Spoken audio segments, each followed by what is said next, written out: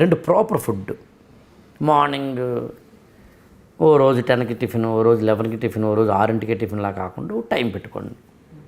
మధ్యాహ్నం lunch time పెట్టుకోండి, రాత్రి డిన్నర్ టైం పెట్టుకోండి. 3 అవర్స్ ఖాళీ కడుపుని పెట్టుకోకుండా ఏదో బిస్కెట్టో ఏదో ఒకటి లోపల వేయండి. నీకు పడే పదార్థాలు ఏంటో చూసుకో. కొంతమందికి వంకాయ పడదు, కొంతమందికి ఏమో టెంకాయ పడదు. ఏది పడదో చూసుకో, పడని దాన్ని వదిలేయి.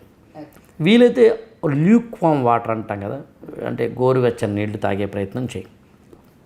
వాటర్ని కూడా ప్రిస్క్రైబ్డ్గా నీ కాస్త మంచి డాక్టర్ కలిస్తే నీ శరీరతత్వాన్ని బట్టి నువ్వు రోజుకి ఎన్ని లీటర్ల పాలు తాగాలో వాటర్ తాగాలో చెప్తాను.